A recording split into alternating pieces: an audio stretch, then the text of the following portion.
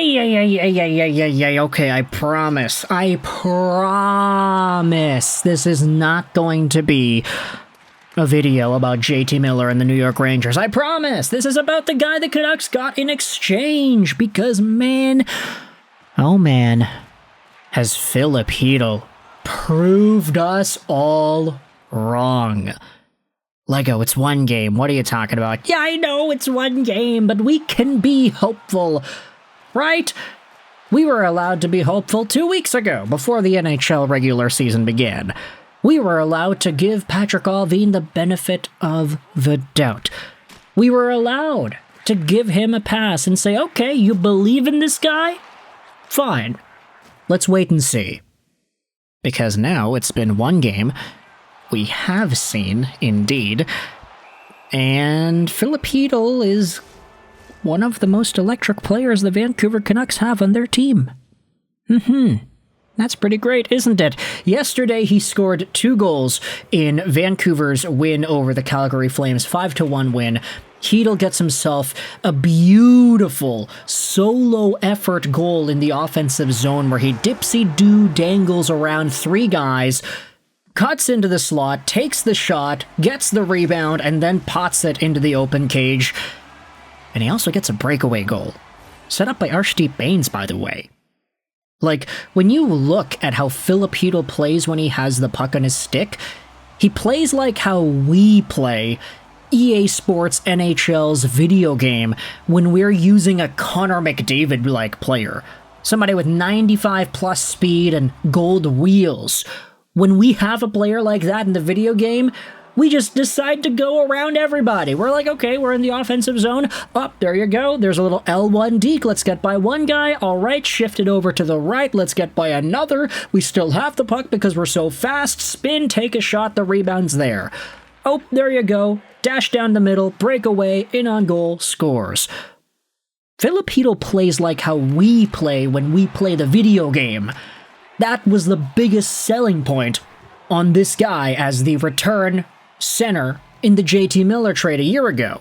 The fact that this guy had so much speed, great mobility, just didn't really have the opportunity to use it with the New York Rangers because he was getting hurt and he was playing behind Zibanejad and everybody else that was over there in New York.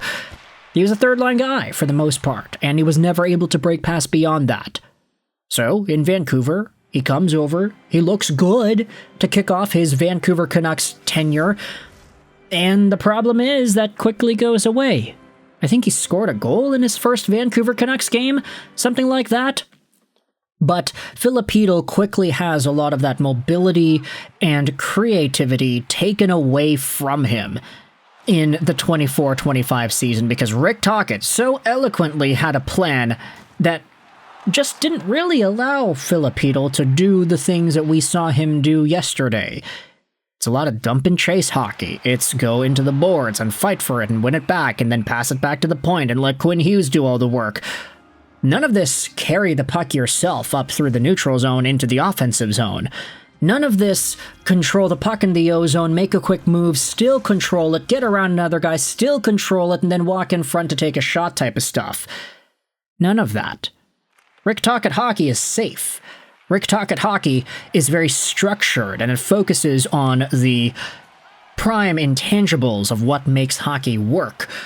It doesn't allow for any offensive flexibility like what Chytil can provide. And add to this some of the commentary that we had from the guy himself, saying that he really worked on his shot throughout the summer, and he was ready to go, he was healthy, even though there were some concussion scares that we saw towards the end of the season after he got hurt, only for Rick Tocchet to say that actually, Filip Chytil might have been dealing with some sort of an illness, which is what made the concussion protocol stuff seem a lot worse than it was. Turns out he was fine. He is now fine. He played for Vancouver to open up the 25-26 campaign, and he had a great game. Arguably the best game we have seen out of this guy. He was scoring goals, and he was making things happen, and he was the most productive Canuck on the stat game sheet card. I mean, it's by a significant margin, too. Look at this. Vancouver versus Calgary yesterday. Filip Chytil was well above and beyond. Garland, Hughes, O'Connor, and everybody else. Chytil had more positive value than Quinn Hughes. He had more individual offense than the majority of Vancouver Canucks players had team offense above average. Filip Chytil was a man on a mission yesterday, and he was playing well defensively too. If he's able to play like that for 82 games, firstly, the fact that he would even get to 82 games is quite the achievement in and of itself because of his injury history, but if he's playing that well the entire time, then maybe Patrik Allvin was right. They don't need to get another center. Now, obviously, you can debate that it would be great to get another center regardless if Chytil is a 2-goal-a-game monster who is continuously being a better offensive contributor than Quinn Hughes, and Elias Pettersson bounces back and continues his stretch because he's technically a point per game now too with the assist on the Besser goal. If Pettersson and Chytil are able to do what they've been doing, then okay, you've got 2 legitimate top 6 centers. Obviously, there's room for more. If you really wanted to stretch it out, if you wanted to say that Braden Coots doesn't stay beyond 9 games, if you want to say that you just want to get the team deeper, yeah, there's an option right there. Once Teddy Blueger comes back and everybody is settled in here, the Vancouver Canucks might be one of these underdog teams that everybody underestimated because of how poorly they played last season. And say what you want about JT Miller and what's going on in New York, but Filip Chytil was never going to be able to get this opportunity with the Rangers. Absolutely not. It was a perfect storm in Vancouver of an open center spot and the need for another guy to step in and fill the reins, and a lack of trade activity on the market, which enabled Chytil to get this position in the first place. If Patrik Allvin got what he wanted, it wouldn't be Filip Chytil as second-line C today.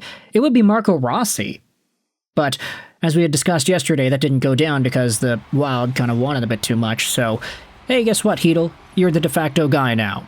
And because Patrik Allvin and co. could not get a guy in free agency because all the centers ended up re-signing with their teams, and because they couldn't make a trade, they had no choice but to say, yeah, Chytil's our guy, and we believe in him, because what, are we going to go out there and say in the media that we don't believe in him?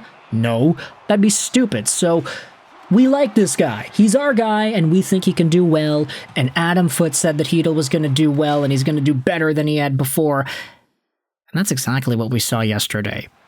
Now, I'm not going to say that Chytil's going to continue to score 2 goals a game. He's going to end off the season with 164 goals and 0 assists. Like, no, that's probably not going to happen. But if he can just at least provide maybe 1 solid rush a period, that's what they need out of this guy. That's what they got in terms of the value of the JT Miller trade. Chytil, Mancini, a first-round pick that was traded for Marcus Pettersson.